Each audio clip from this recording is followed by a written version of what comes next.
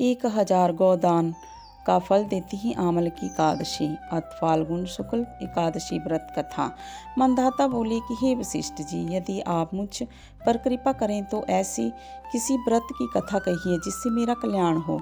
महर्षि वशिष्ठ बोले, हे राजन, सब व्रतों से उत्तम और अंत में मोक्ष देने वाले आमल की एकादशी के व्रत का वर्णन मैं करता हूँ। यह एकादशी फाल्गुन माह के शुक्ल पक्ष में होती है। इस व्रत से करने से समस्त पाप नष्ट हो जाते हैं। इस व्रत का फल 1000 गोदान के बराबर होता है। अब मैं आपसे एक पौराणिक कथा कहता हूँ, आप ध्यानपूर्वक सुनिए। एक वैदिक नाम का नगर था जिसमें ब्राह्मण, क्षत्रिय, वैश्य और शूद्र चारों वर्ण आनंद सहित रहते थे।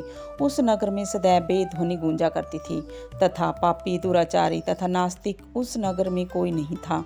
उस नगर में चैत्ररथ नाम का चंद्रवंशी राजा राज्य करता था। वह अत्यंत विद्वान तथा धर्मी था। उस नगर में कोई भी व्यक्ति दरिद्र व कंजूस नहीं था। सभी नगरवासी विष्णु भक्त थे और आबाल वृद्ध स्त्री पुरुष एकादशी का व्रत किया करते थे। एक समय फाल्गुन मास के शुक्ल पक्ष की आमल की एकादशी आई। उस दिन राजा, प्रजा तथा बाल वृद्ध सबने हर्षपूर्वक व्रत किया। राजा अपनी प्रजा के साथ मंदिर में जाकर पूर्ण कुंभ स्थापित करके धूप, दीप, नैवेद्य, पंचरत्न आदि से आमले का पूजन करने लगे और इस प्रकार स्तुति करने लगे, हे धात्री, तुम ब्रह्मा रूप हो, तुम ब्रह्मा जी द्वारा उत्पन्न हुए हो और समस्त पापों का नाश करने वाले हो, तुमको नमस्कार है। अब तुम मेरा अर्घ्य स्वीकार करो। तुम श्री रामचंद्र जी द्वारा सम्मानित हो। मैं आपकी प्रार्थना करता हूँ कि अतः आप मेरे समस्त पापों का नाश करो। उस मंदिर में सबने रात्रि को जागरण किया। रात के समय वहाँ एक बहेलिया आया जो अत्यंत पापी और दुराचारी था। वह अपने कुटुंब का पालन जीव हत्या करके किया करता था।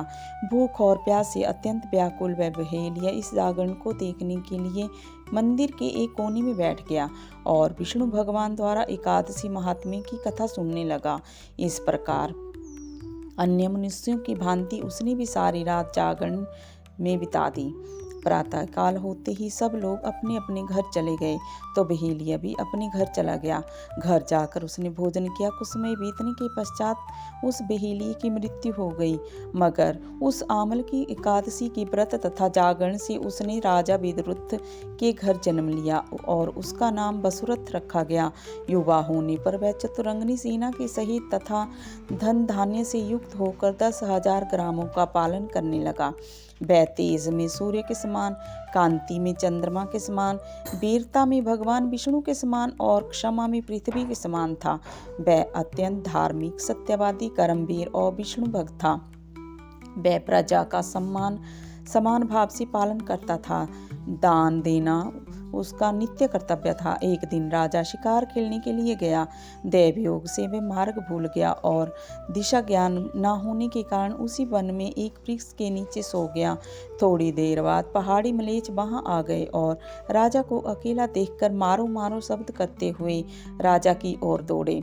मलेच्छ कहने लगे कि इसी दुष्ट राजा ने हमारे माता पिता, पुत्र पौत्र आदि अनेक संबंधियों को मारा है तथा देश से निकाल दिया है, अतः इसको अवश्य मारना चाहिए।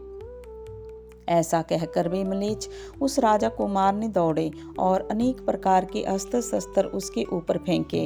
वे सब अस्त्र शस्त्र राजा के शरीर पर गिरते ही नष्ट हो जाते और उनका बार पुष्प के समान प्रतीत होता। अब उन मलेच्छों के अस्त्र शस्त्र उल्टा उन्हीं पर प्रहार करने लगे, जिससे वे मूर्छित होकर गिरने लगे। उसी समय राजा के शरीर से एक दिव्य स्त्री उत्पन्न हुई। वह स्त्री अत्यंत सुंदर होते हुए भी उसकी भ्रिकुटी टेढ़ी थी। उसकी आंखों से लाल लाल अग्नि निकल रही थी, जिससे वह दूसरे काल के समान प्रतीत होती थी। वह सभी मलेच्छों को मारने दौड़ी और थोड़ी ही देर में उसने सब मलेच्छों को काल के गाल में पहुंचा दिया। जब राजा सोकर उठा तो उसने मलेच्छों को मरा हुआ देखकर कहा कि इन शत्रुओं को किसने मारा है? इस वन में मेरा कौन हितैषी रहता है? वह ऐसा विचार कर ही रहा था कि आकाशवाणी हुई, हे राजा, इस संसार में विष्णु भगवान के अतिरिक्त कौन तेरी सहायता कर सकता है? इस आकाशवाणी को सुनकर राजा अपने राज्य में आ गया और सुखपूर्वक राज्य करने लगा। महर्षि वशिष्ठ बोले कि हे राजन, यह आमलकी एकादशी के व्रत का प्रभाव था।